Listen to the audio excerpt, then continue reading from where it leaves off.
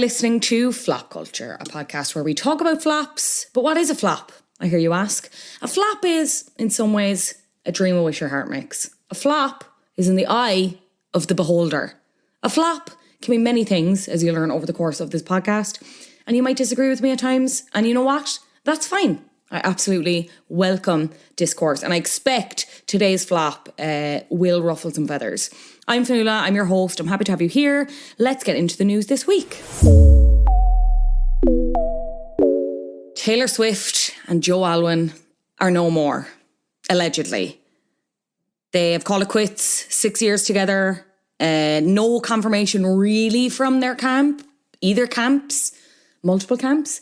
But I think people are taking this as a given because Taylor Swift's manager, or the person who does her PR, Tree Payne, hasn't come out to deny that. And Taylor herself hasn't come out to deny that, which she usually would do. So yes, we are to believe that the singer and the conversations with friends, actor, the favourite star, Joe Alwyn, are no more. She's currently on her Eras tour. We're seeing lots of that on TikTok. And fans are speculating that there have been like little tiny changes in some of the shows, which would also imply that they have broken up. At one of the shows, I think in Arizona, she was crying during Champagne Problems, which is about a relationship breakdown. And people were kind of like, well, Swifties, not just normal people, because normal people would not interpret this in this way. But Swifties were like, crying to that song. You don't cry to that song for no reason. You know what I mean? I don't think she was just so moved by her work. Maybe she was, but anyway. At another show, she reportedly swapped out Invisible String, which is allegedly about Joe and about how they were always connected and meant to be together. She swapped that song out in the set list for the one from Folklore, which was about kind of the one that got away, thinking about a person that she was in a relationship with that could have been the person she spent the rest of her life with, but ultimately didn't. So people are saying that seems like a little bit too coincidental.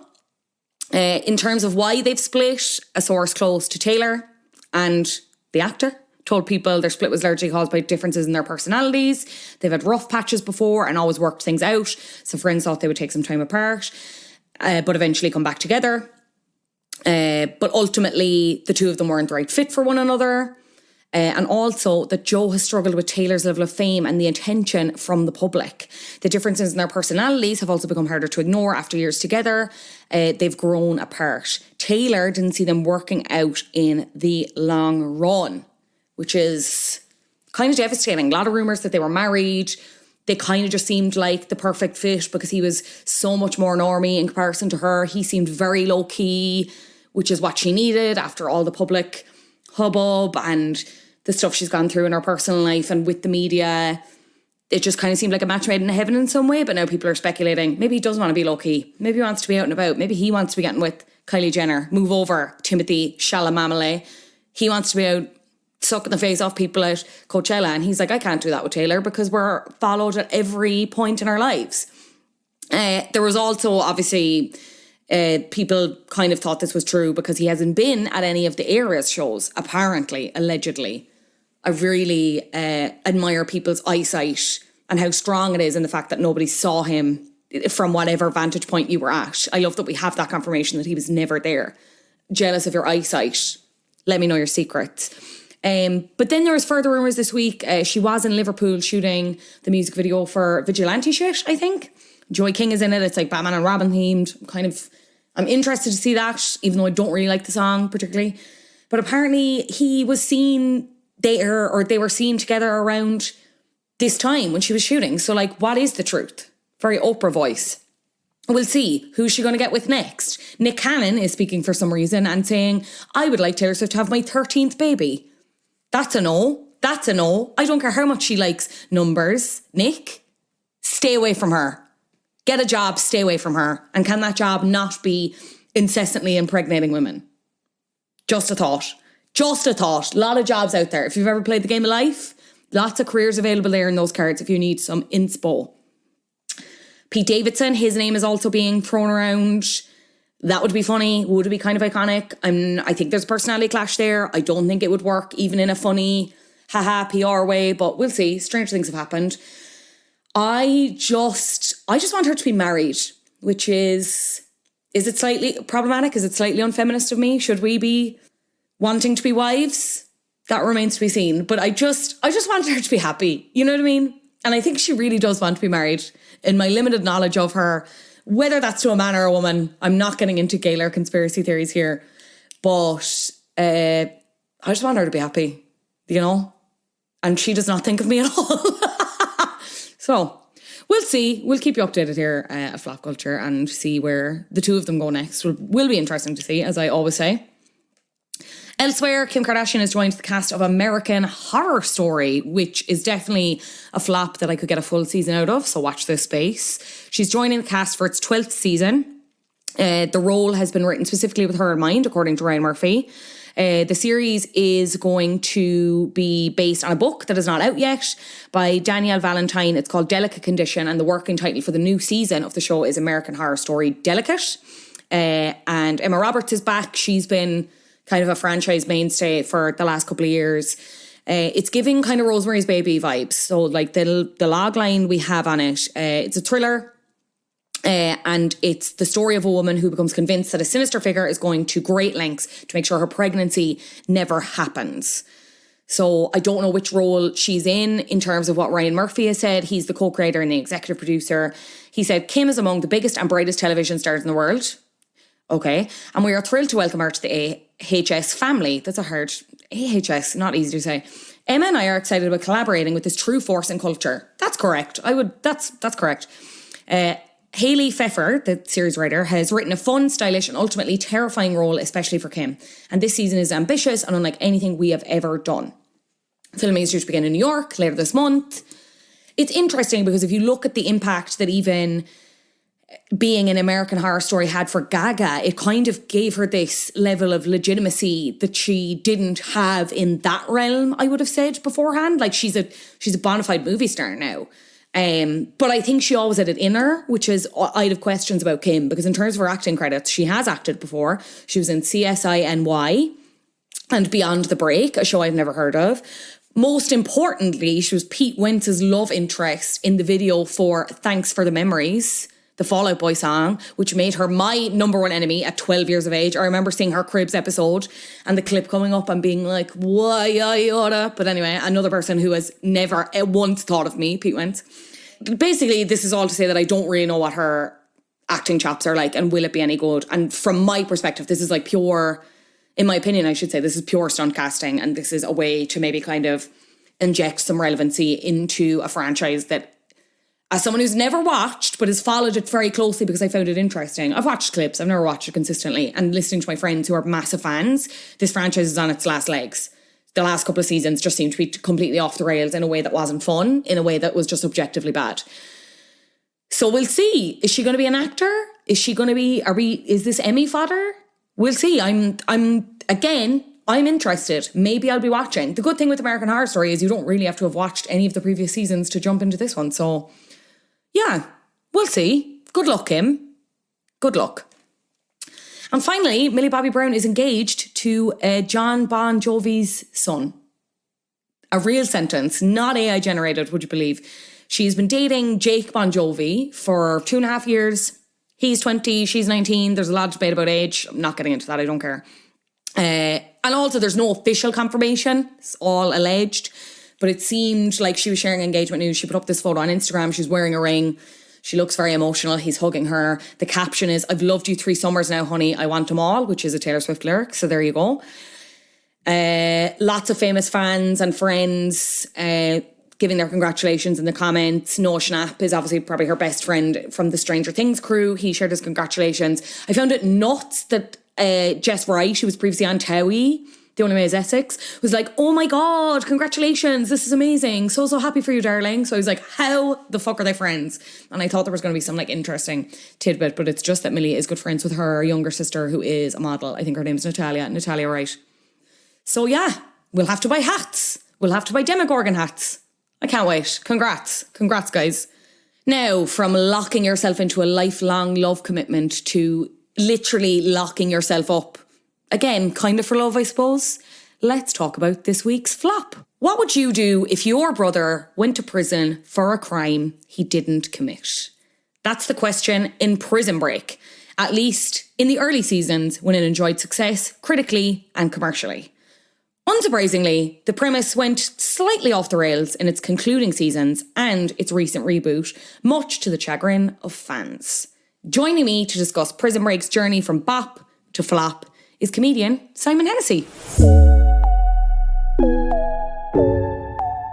Simon Hennessy, thank you so much for joining me on Flop Culture. How are you? I am good. Happy to be here on Paddy's Day. Or can I say that we're recording on Paddy's Day? Yeah, it's fine. Sure. Behind the curtain.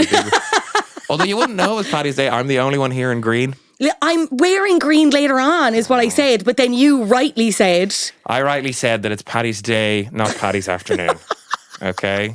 As a true patriot, I am wearing green. No one can see me, so I'm wearing green head to toe. And yeah, you've green socks on as well. Fair play. I do. Well, there's a little bit of green. It's mostly white, but... I don't know, more than me. I've pink Crocs on, which I think St. Patrick would spit on if he saw me. St. Patrick would be deeply, deeply disappointed. Yeah. But it's okay. You know what? I'm repping. I'm the true Irish one in the room. Yeah, we love that. We love that.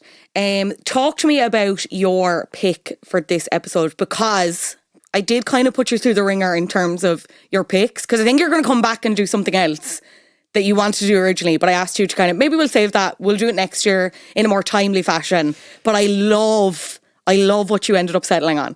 So yes, we had a good original choice, but, you know, without giving too much away, timing-wise, it just didn't work out. That's okay. 2024, we'll see you there.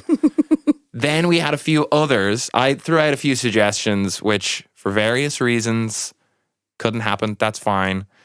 Ultimately landed on something that I haven't thought about in years.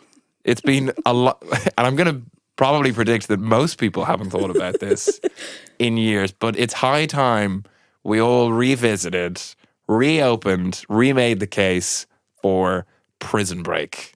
The beloved, I'm going to say like late 2000s TV series, starring Wentworth Miller and Dominic Purcell as the two bros, just continually breaking out and getting back into prison, and with the plot kind of increasingly unraveling and become more and more outrageous. So Prison Break is the choice, and I'm very excited to get into it. I'm so excited to talk about this because this is a real, moment in time, I think, for a lot of... How old are you, can I ask? So I was I'm going to say when I started watching it, I was about 12, which was... I think I was roughly around the same. This is what I mean. It was you were in that period of your life and this was on RT2 and you probably shouldn't have been watching it. My mum was furious if she ever caught me watching this, because it was not suitable for that age demographic. But it was just... I don't know if I'd feel that way about it with having fresh eyes on it, but I remember just being this is such a captivating story. The two brothers, obviously they're both a bit gorgeous, you know what I mean? Wentworth Miller as Michael, this alluring kind of mysterious weirdo with just these absolute he has those eyes that are those big grey dogs. Those they're bandy eyes. My goodness. Everyone, I'm thinking of a specific breed, but I cannot pronounce the name. Weimaraner?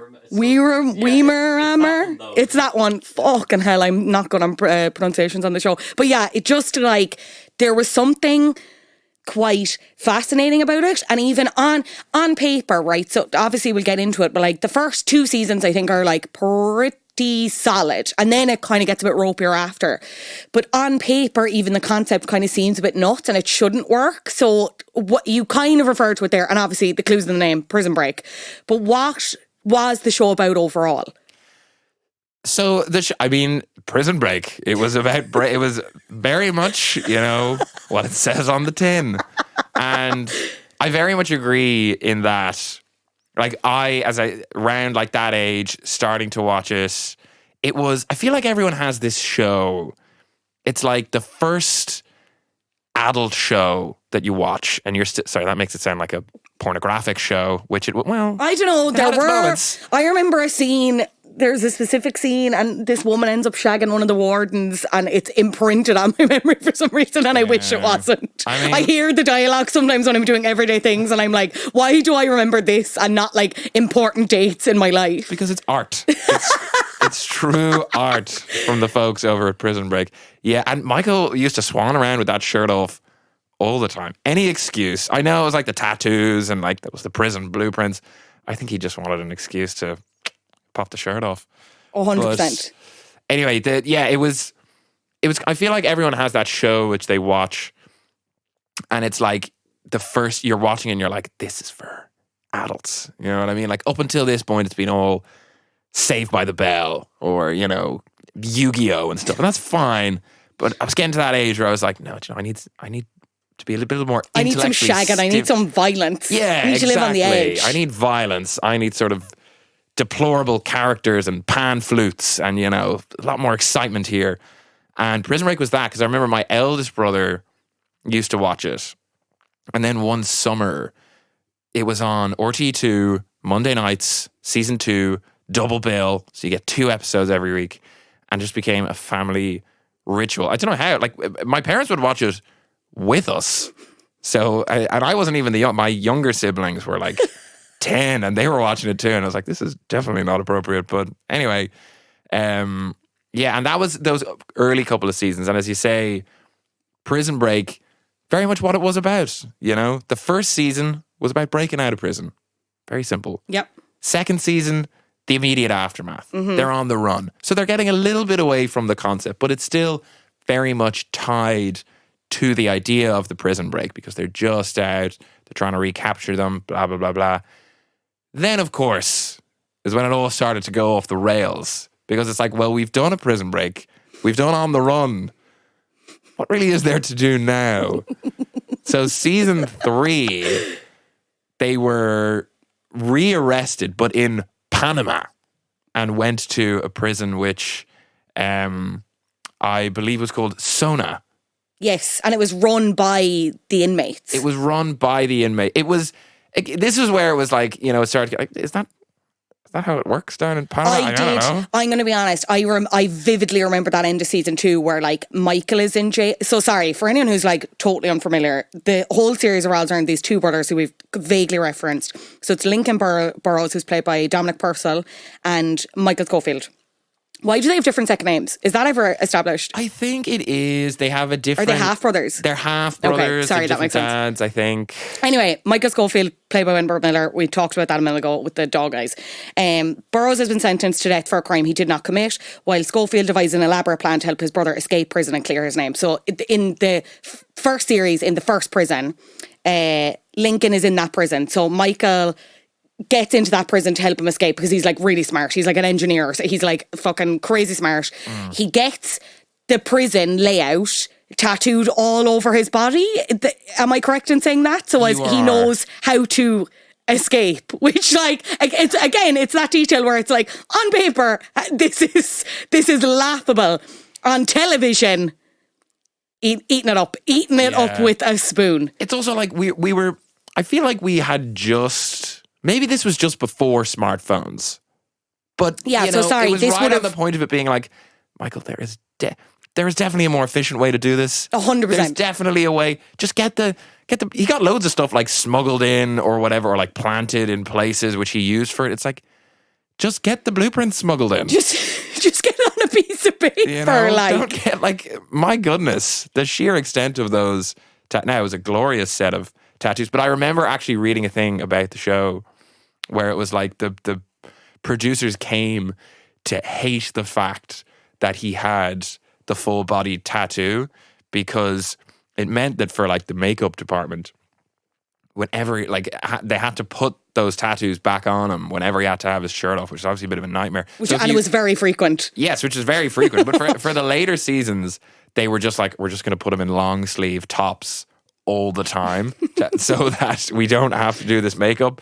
But the entire 3rd season was set under the blazing sun of Panama. So while everybody else was swanning around in like sort of tank tops or, no top at all, there was Michael Schofield sweating away in like a polo neck, like underneath and a gilet. the Central American sun. It was like, something's not quite adding up here. Oh, but he could have done serious deodorant ban, I think. Just absolutely. Not a sweat patch to be seen. Yeah, that tattoo took like 5 hours. If it was fully on, It was 5 hours. And then obviously if he was wearing like a t-shirt, something they'd just put it on his forearms. Nuts. But anyway, yeah, as you said, season 2 is like the escape. Obviously they have this ragtag group of friends and they're kind of like accomplices and other people who want to escape. So they all kind of work together. And as you said, then they're caught in Panama. But it's Michael is arrested and goes to jail. So then it's like, how do we get him out of jail? Season 4, right? So I don't think I watched season 4, being completely honest. I think I fell off around the end of season 3. So when I was like refreshing my memory on this storyline, like I think if this sentence doesn't encapsulate why it flopped, right? I'm very excited to hear this because it's nuts. Like it not only has nothing to do with breaking out of prisons, it has nothing to do with common sense, as far as I recall. Yeah. And so actually, I should bring it back to season 1. So the whole reason Lincoln is in jail is because he's like framed for murder of the vice president's brother by this crime syndicate kind of called the Company, right? The Company. That's the Company. So that's important to remember, right? But anyway, season 4. Okay, here is the logline. The major storyline for the 4th season is about a team recruited by Homeland Security agent Don Self to obtain Skilla. Although the team initially believes it to be the company's black book, it is later revealed to contain information on an advanced renewable power cell. And also, Michael's dying in jail. Lincoln is now in the company. And Sarah, who Michael is with throughout the seasons, who was in the prison. And then Michael was kind of using her to get information and stuff. But now they're in love because classic. She's in trouble. Like dodge. Dodge. She had her head chopped off in season 3. I think that's when I stopped because I was devastated. She was dead. Yeah, Sarah, Sarah and Michael, endgame for me. Like, perfect. It was utterly devastating. Before we loop back around to season 4, because I'm very excited to dive into that absolute shit show of a plot. But yeah, it was so devastating when she died. I think the actress was pregnant for that season. So they decided to kill her off and then bring her back. The way they killed her off was by having her head chopped off and then that head put in a box and sent to Lincoln so that he could pass it on to Michael. Devastating stuff. And they show it as well. I'm like, again, I watched this when I was like 12 or 13. Just truly not suitable. But suitable. They were a beautiful romance. I mean, it is undercut a little bit by the fact that when you go back and watch it, you're like, well, Michael is clearly gay, you know? So it doesn't quite make sense.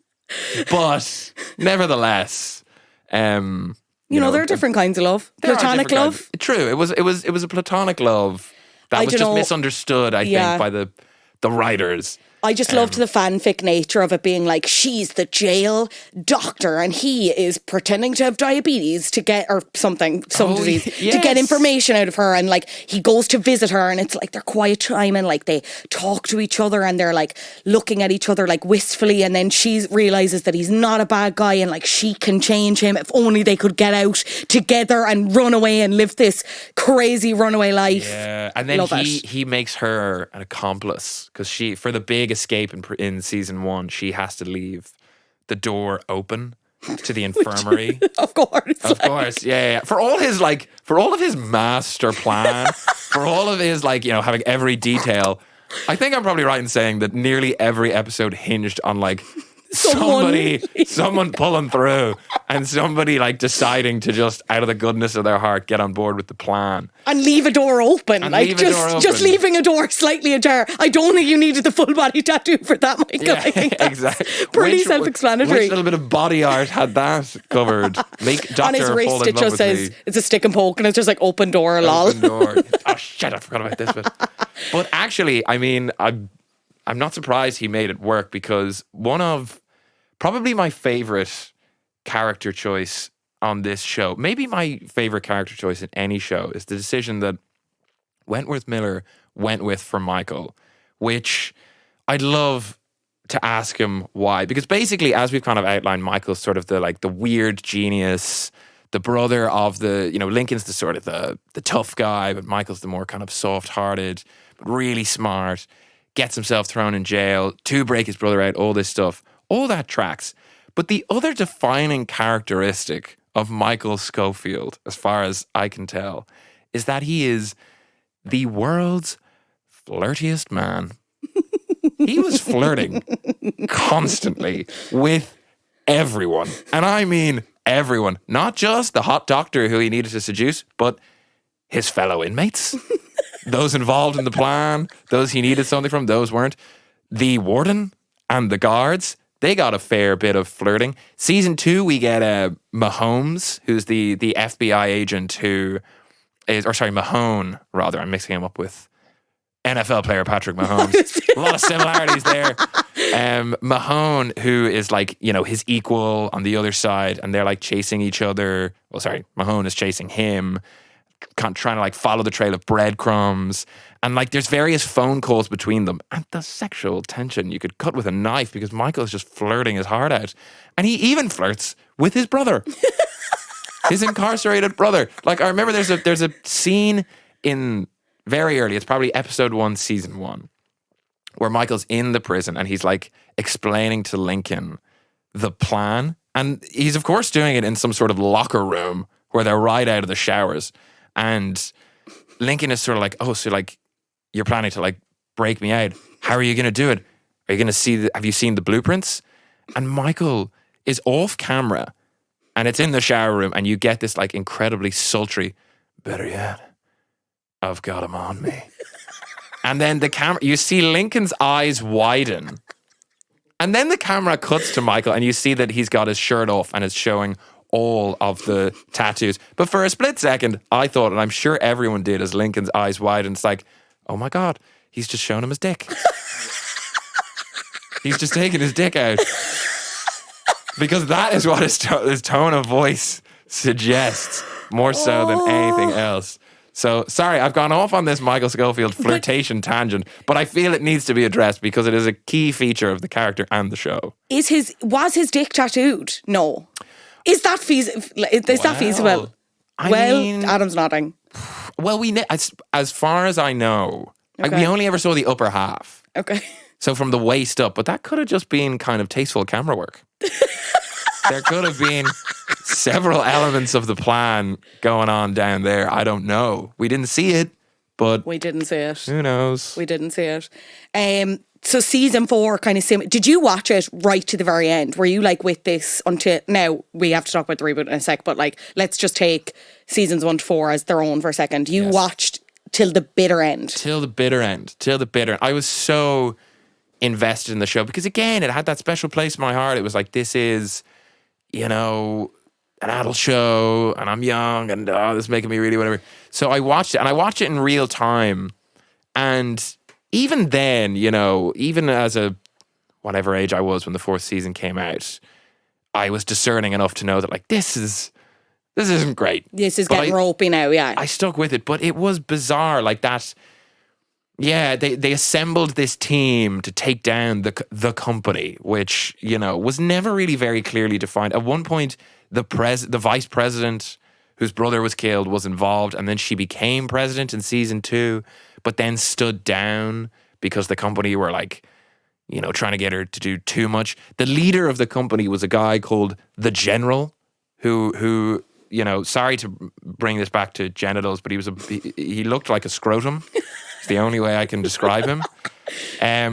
But it was like never really very clearly defined exactly what they were or what they were after. And the little Scylla thing with the little cards was utterly bizarre. So as you said there, the whole point of the last season was that they have to steal, I think it was 6 little like floppy disks from various like bosses who had them like out of bank vaults and from this kind of high-flying businessmen and stuff.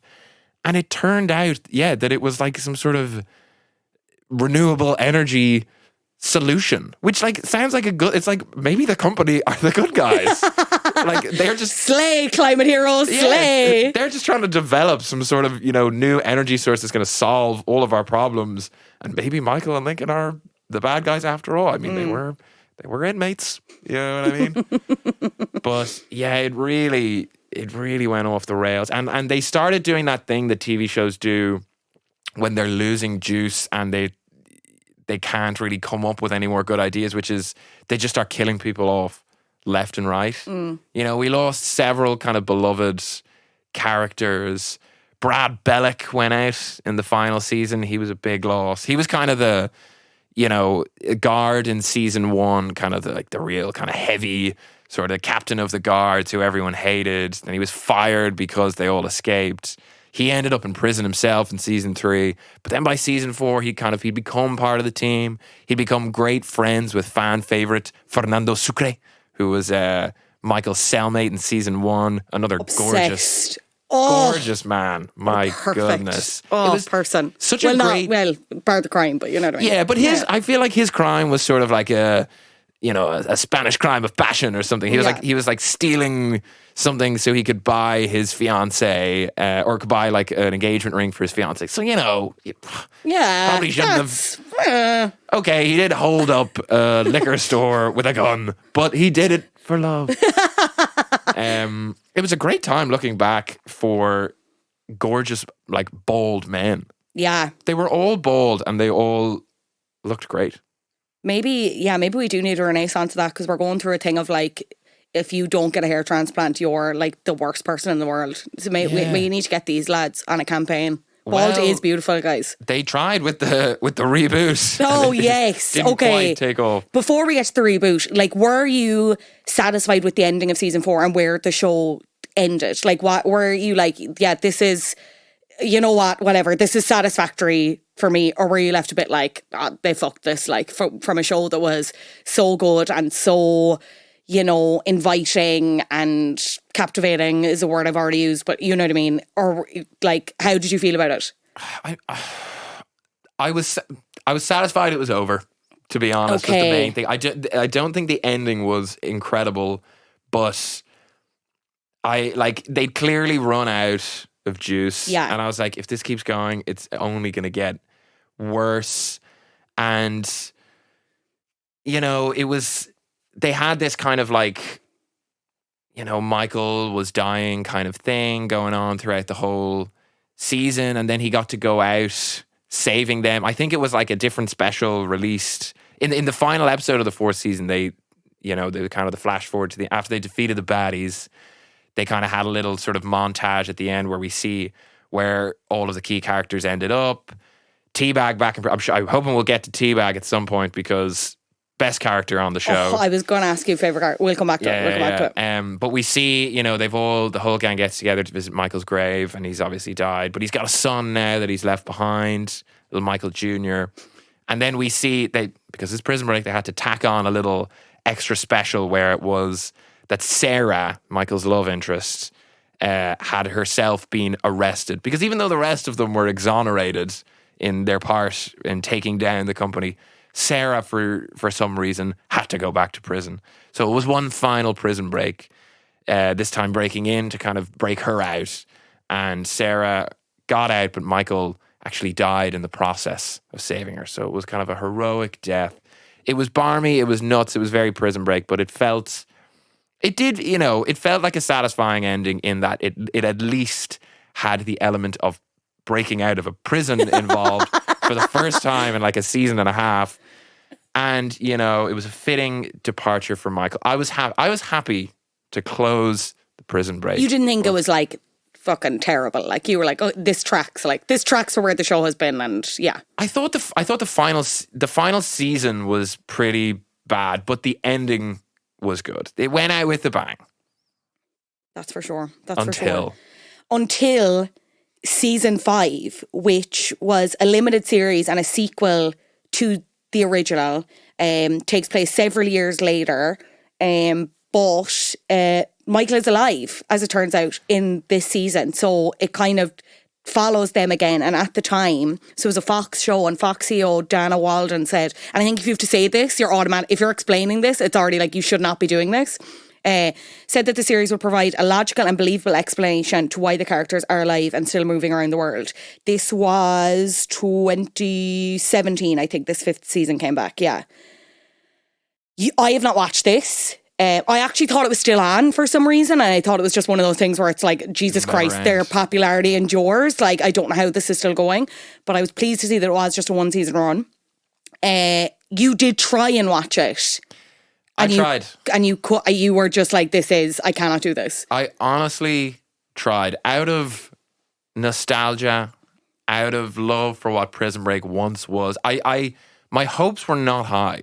My hopes were not high. You went in with reasonable expectations. I went in with like, you never know. I was like, the last season I did not enjoy, but, you know, there's been a big gap. We're also living in the era of prestige TV where, you know, like, I feel like Prison Break was sort of the last gasp of the network show being the center of TV culture with this kind of like 22 episode season, which, whether it's good or not, like it just goes on and on and on. Whereas by 2017, we were very much, you know, thanks to the Breaking Bads and the Mad Men's of the world, we were very much in the era of like, yeah, like the 10 episode, the more prestige, there's more money in it, more production value. You know, a lot of these shows, like big stars brought in, or kind of like, you know, you've now got like filmmakers behind a lot of it. So I was like, maybe it'll be a lot of the old faces, but it's going to be like a new kind of thing or something. They'll take it in some sort of different direction. And I was kind of intrigued as like, but a lot of these people are dead, including the main character. So I am a little intrigued to see. So I tried. And I made it most of the way through the first episode of the reboot. But I had to stop. I literally, and I have rarely had this experience where I was like, no, this is just too outrageous. I can't do this. The point at which I stopped was the point at which Teabag, who again, we're teeing up, but Teabag, who, this is going to undercut anyone who doesn't know as I describe him, like, did you say this was your favorite character? But Teabag, the convicted pedophile, rapist, murderer, Jesus Christ. was, he was, we'll get to that. You had to have watched it, okay? You had to have watched it. But Teabag was just released, you know, and no explanation was given. He was just released again from prison. Absolutely. And then fitted out with like a cyborg robotic arm. Surgery performed on him by like, I don't really know who. They didn't really explain. But to give him like a sort of a, you know, the guy in the Marvel, what's his name? Kind of Thanos. Captain America's boyfriend who has like a silver arm. The Winter Soldier. The Winter Soldier, as Adam just said. I did not know that. Yes, they gave him one of those. And I was like, no, I can't do this. I can't do this. You know, and Michael was alive again in like a prison in Syria or Yemen or something. How did they explain that? It was just like he went into hiding. Do you see him die at the end of season 4? You don't like see it, but like you see him. It like happens just off screen. It's like sort of the camera goes black. Okay, and there's like an explosion or something. Yeah, exactly. It's like an electric shock kind of thing. So you don't see it. But it's heavily implied. It's not like, okay. It's more than heavily implied. They visit his grave then in the next scene. But I suppose, yeah, you do. I mean, look, at least it's a step up from having one of the characters' head in a box and then that character is fine. Yeah. So they learned a little from their mistakes there. What is Lincoln's fucking glasses prescription that he saw that head and was like, this is Sarah? And then was like, oh, fuck, no, I didn't. It's the astigmatism. Sorry, different head. It's like, oh, sorry. Yeah. Oh, no, she didn't have red hair. Oh, yeah. No, Lincoln was never the sharpest tool in the shed. No. He was more the kind of eye candy. And eye candy he was. Oh, my goodness. My God. Yeah. Let's talk about Teabag. Let's do it. So, what a character. Why is he your fave? Is he your fave? Yes. He's, yeah, okay. Well, my fave, not in the sense that I was like rooting for him. Let me make that very clear. Really important to stress that. Yeah, I want to make that clear. And if you read his Wikipedia description, you would be like, Jesus Christ, this guy is clearly like the ultimate villain of the show. And in some ways, he was, but Teabag, or Theodore Bagwell was his full name. The nicknames on the show were so great. Like good. I thought they were so cool at the time. You had like Teabag, C-Note, Tweener. And it was like, these definitely are not the actual nicknames of like inmates in correctional facilities in the States. Anyway, Teabag was on paper the most horrific character in the show. He was one of the inmates in Fox River in season 1, which was the prison they broke out of. And he was, as I said, in there for being a convicted pedophile and rapist and murderer, and he was also a white supremacist, and he was awful. But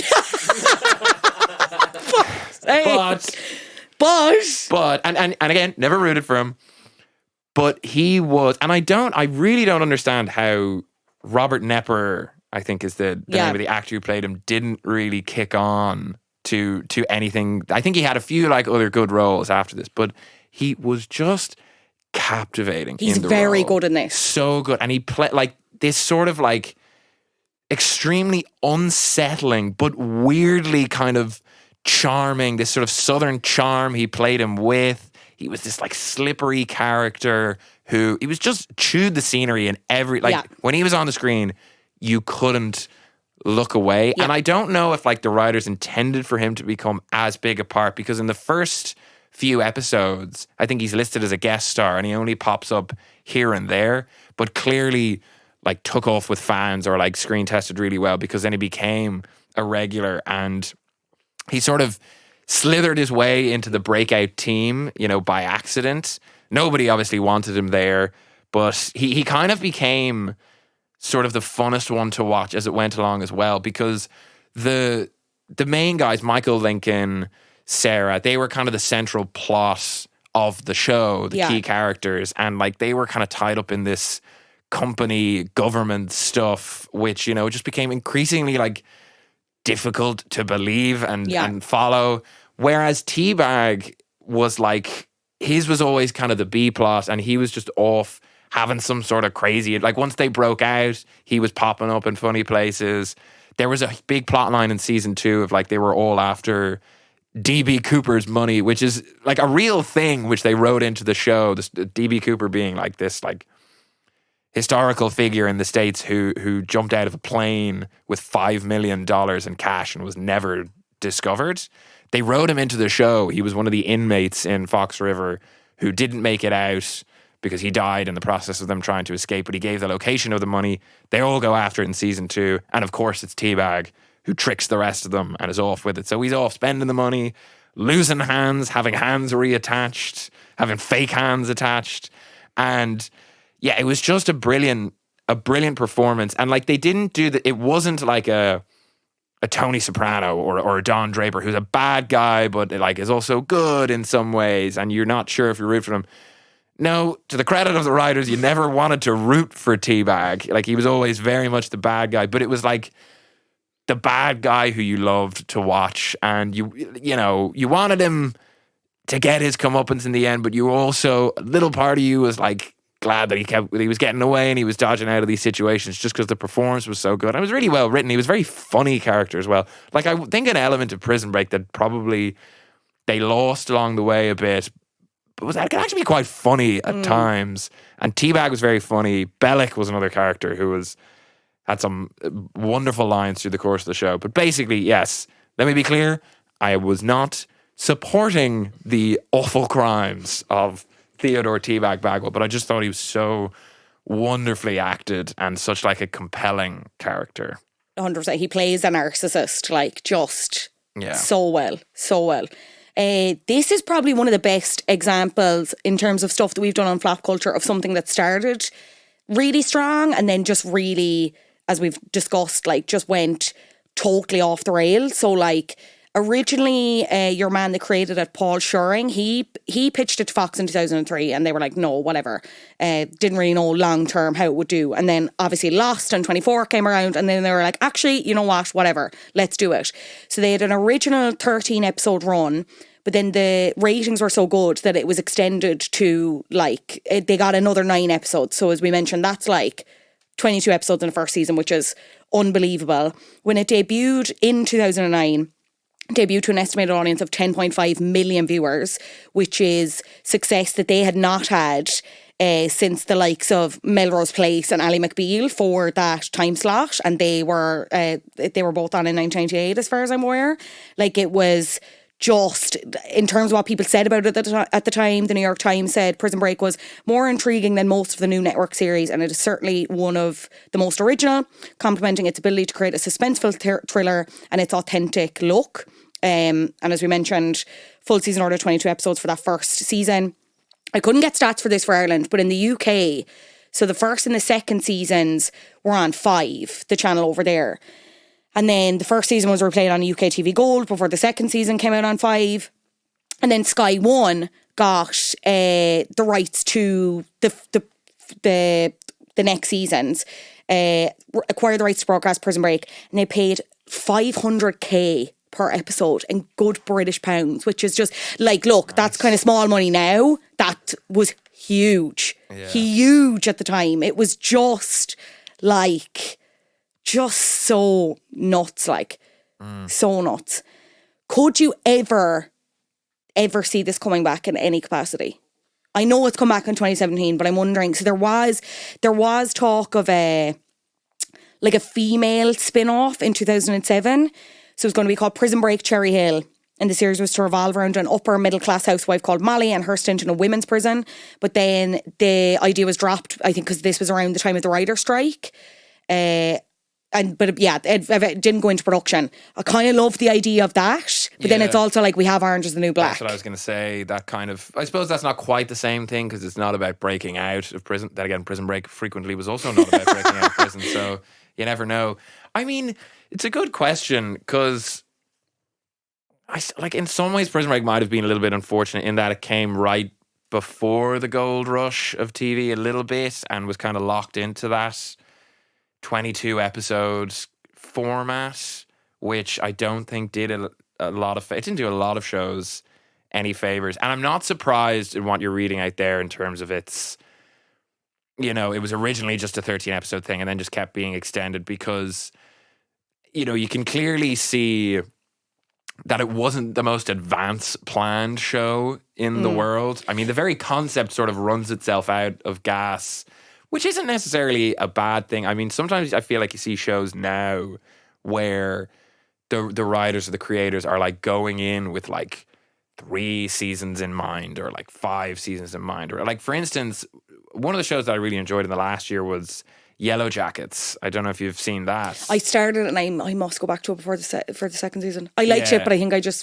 was watching it with someone and they fell off and I was like, oh fuck. It's a good show and like it's a good idea and I really enjoyed it, but I had the very distinct feeling coming out the end of it of like, they could have, they haven't advanced things a lot or like I feel like they're holding stuff in reserve. And then I saw an interview with the creator of the show who was like, oh yeah, we've got like a 5-season arc planned. And I was like, that's not, sometimes it's better to just, if you have a good idea, do all your good ideas and like give yourself exactly, give yourself the challenge of refreshing, which some shows like Succession, which I know we both love, like Jesse Armstrong goes in, it's like, we just look at each season and we try and do that the best and then almost put ourselves in a position where we've got to write ourselves out of a corner going into the next season. And Prison Break, it had the core idea. It was a good idea, fun idea, and very well executed at the start. But then, by virtue of the fact that then you got to keep pumping the seasons out and they're so long, it's like it just so clearly ran out of juice.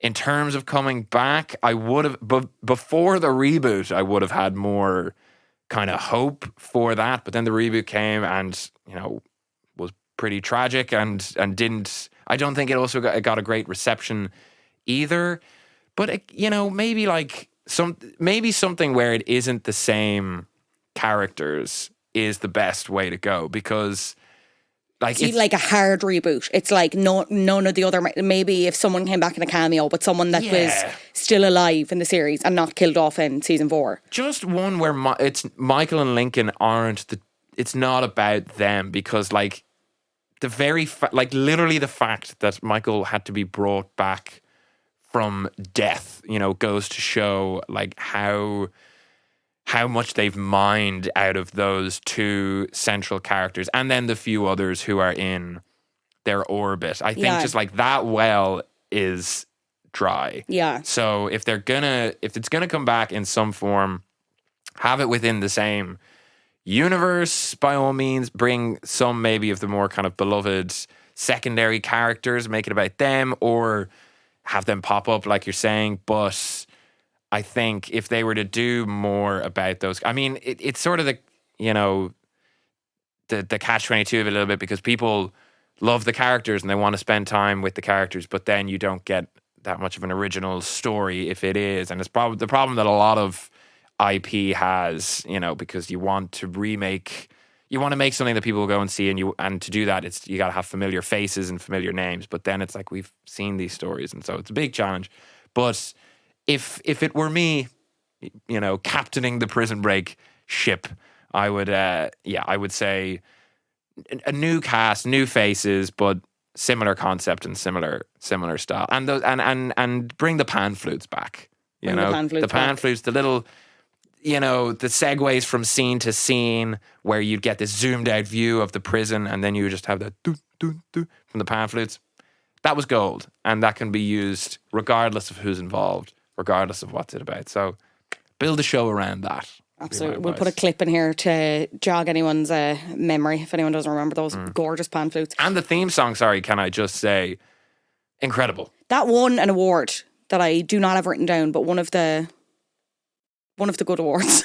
Yeah, I'll stick that in after. Future Fionnuala will. Yes, it was the Oscar for network television theme song, I believe. It was a Golden Globe or an Emmy or something, and it was nominated at several points. And Wentworth Miller was up, I think, for the first season for like Best Actor again at one of those awards that I can't remember and I don't have written down. You mentioned reviews of season 5. I just want to mention this here. So someone wrote, Prison Break recaptures some of its old urgency in its return, but familiar faces and frenetic action aren't enough to make up for a plot that manages to bore while beggaring belief, which I think lends to your thing about Teabag's robotic hand. Did you know there was a mobile series spin-off of Prison Break? I did not. Yeah, so this is if this isn't a 2000 sentence, I don't know what is. So Prison Break, Proof of Innocence was this like low budget spin-off series of Prison Break that was made exclusively for phones. Amazing. Like Mobisode, is that even how you pronounce that? Whatever. So these came out in 2006, and it was basically just like the success of the show. So Fox were like, okay, we need something else to get more money on this. So they did this deal with Toyota and News Corporation's Fox Network, obviously. So Toyota sponsored this exclusive content. So each episode is 2 minutes long. None of the main cast are in it, but it focuses on the conspiracy around Lincoln being in jail and this person investigating it. So the character is called Amber McCall, and she's attempting to like uncover evidence. She's friends with she's friends with him in the show or whatever. It's produced by Eric Young, and he also did, 24 had a like mobisode series called 24 Conspiracy. Like, I missed the late 2000s. I don't know if I do. I just love. Now, I would never have watched any of these things or revisit, but I just love the idea behind it. It's like, how can we squeeze every last drop out of this popular thing? And it's so funny because you'd never get it now, because it's like, why would we spend money on this? And then at the time it was like, yes, let's spend money on this. Like, we did it. There was a similar thing with Happy Endings, which we covered earlier this season, where they did like they were webisodes. It wasn't made for phones, but again, it was like they were all, and it was kind of separate to the series, but that actually featured the main cast. Just the shit like that comes up from these 2000s shows gives me life. I think we have our reboot concept right here. Bring, what was it, Amber Macaulay back. Proof of Innocence, no longer a 2-minute mobisode. Let's give her the 60 minutes, yeah. Yeah, an hour to every episode. Let's get some famous faces in. Let's get Matthew McConaughey back for another kind of True Detective style role. Let's get a few big names. Let's make Proof of Innocence the show of the year. I think a reboot would have worked, and it would have like killed on something like a Netflix. Yeah. But I think the 2017 reboot has kind of killed it. I think that came too soon, even though it was still like, God, maybe like 6 or 7 years after. I think you need to let something rest for at least 10 years, in my opinion. I think it very rarely works when it's something as beloved and started as good as Prison Break did. But anyway, this is my opinion. True, because like if you look at one of the biggest shows last year, I feel was now I watched it and it wasn't great, but the Obi-Wan Kenobi show, which was bringing Ewan McGregor back for his role in the Star Wars prequels, which were reviled at the time, like universally hated those 3 movies, but they just waited 20 years, and then the nostalgia factor had kicked in, and everyone was so excited to see Ewan McGregor back, and Hayden Christensen back as Darth Vader, which, like, you know, again, he was probably the most hated part, or one of the most hated parts of those. So I think you're right. Had they waited a little longer to bring back Prison Break and do the reboot, there probably would have been more goodwill going into it. The likes of myself probably would have maybe stuck past the cyborg surgeries, you know, for the sake of seeing a few more familiar faces. But, you know, that means that they could, another, I don't know, 5-10 years down the line, reach that point. Who knows? You leave anything long enough, it'll become a bop. You leave a flap to rest for a while, time is usually kind to it, as this podcast has proved. Ferment itself into something beloved. Like wine, very similar to wine. Did you know there was a prison Break live show? No. Which when I heard of this, Prison Break subculture elements that I was probably too young at the time to get involved in, but I would have loved to have. I didn't know about this either, but it kind of seems a bit unhinged. If you went to this, please get in touch. helloflapculture@gmail.com. So it was Prison Break live, all caps, ! It's created by Sudden Impact Entertainment Company, and it was an interactive experience aimed at bringing to life the atmosphere from the television series toward the US, Australia, UK, China, Germany and Mexico from 2006 to 2008. Like, what? Prison Break on ice? What was this like? That is a good run. 2006 to 2008, Like, that's not to be sniffed at, like. What but what were they doing? Yeah, that's what I want to know. What did they do to, what was it, like, kind of recreate the vibe or whatever? It's like everyone was handcuffed in the crowd. You know, optional full body tattoos on your way in and out. I'm so intrigued. Bring that back. Bring that back. I would go. Yeah, I agree. You spoke a little bit about your first memory of Prison Break, like watching it with your siblings and your parents, whatever else. So, okay, this isn't technically my first memory of it because I watched it similar enough to you, but I have a very specific memory of I went on a holiday to Poland with my mum in. It was 2006, yeah, because this is the year this song was released. And there was this song everywhere on the radio in Poland, and I could not understand why. We'll take a clip.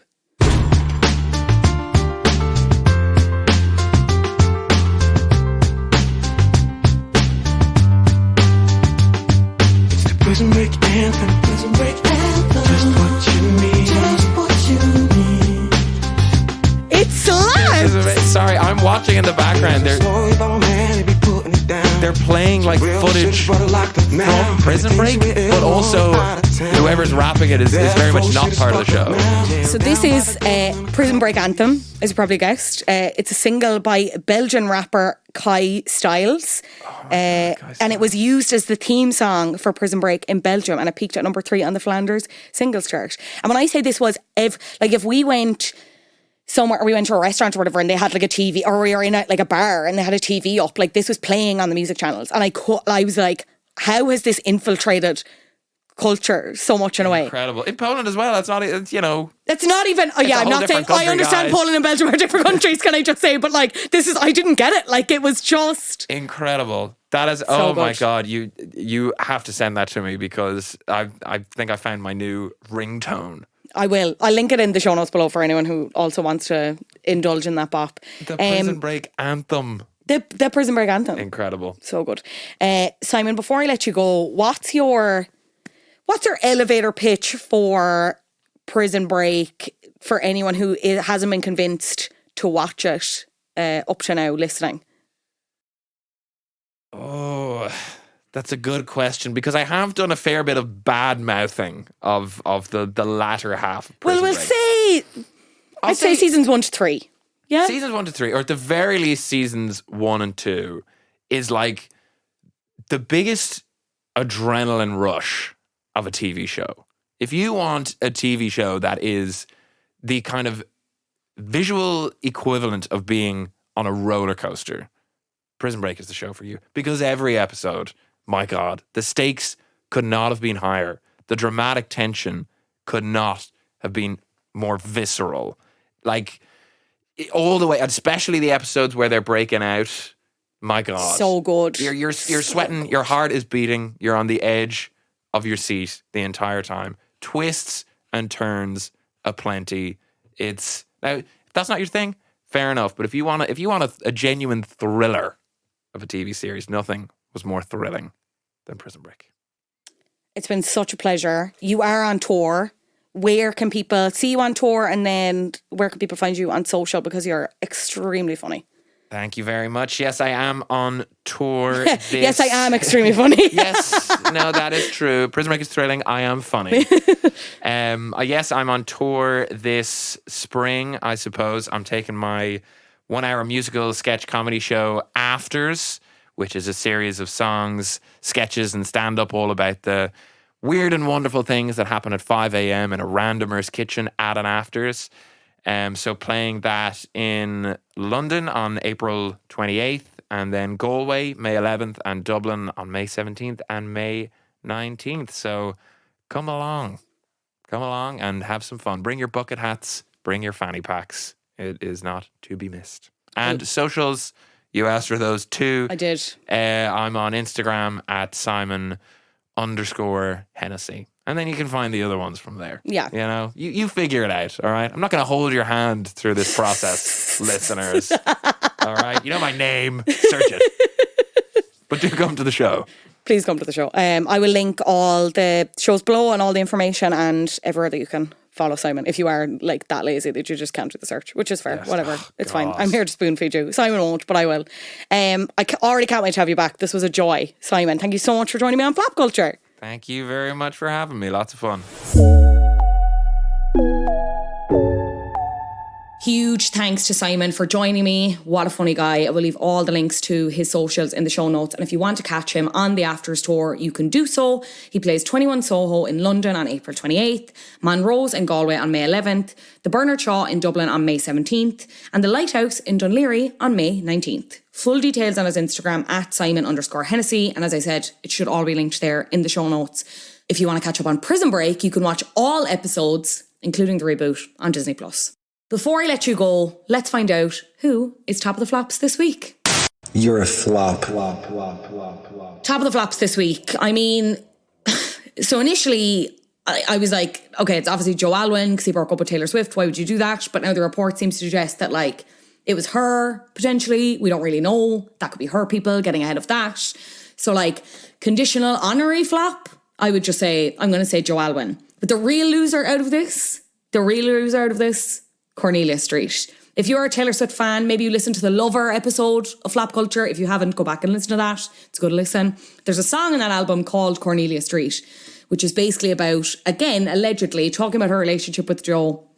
And, you know, if they ever broke up, she would never be able to walk down Cornelia Street again because it reminds her of him. And, you know, there's so many nice memories attached to it.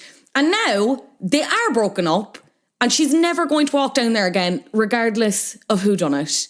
This breakup has taken something away from Taylor that money can't buy. And that is the joy of being a pedestrian. That's true loss. Never mind losing your boyfriend of 6 years. She can't walk down a street. She is barred from a street. That's power. That's power if I ever heard it. Knowing her, though, she'd probably take the plane. You know what I mean? Go from A to B, whiz down there. So top of the flops, Cornelia Street. That in terms of geographical visitors, downhill. Though also top of the flops, the fans that are leaving, unironically leaving flowers on that street to mourn the relationship. Get a life. Get a life. Get a life! If you're doing it ironically, that's funny. But if you're not, get a life. Thank you so much for listening. I would love if you could rate the show 5 stars on Apple Podcasts. You can also leave a 5-star review on Spotify. We have 200 reviews on Spotify. Thank you so much. How long till 300? Let's find out. Let us find out. If you want more of me, which I highly doubt, but if you do, you can now find me back over on Bandwagons every fortnight. It's the podcast where we talk about all the things that other people are talking about. We're talking about bandwagons that people are getting on. There's bonus episodes on Patreon too. This week on the Patreon, we're talking about Lewis Capaldi and his Netflix documentary, How I'm Feeling Now. That's what it's called. Anyway, I liked it even though I can't really remember the title. If that's your bag, come over. We'd love to have you. This podcast, as always, has been edited by Adam Shanahan, artwork by the lovely Brian Lambert. Until next week, mind yourselves, enjoy your lives. Goodbye.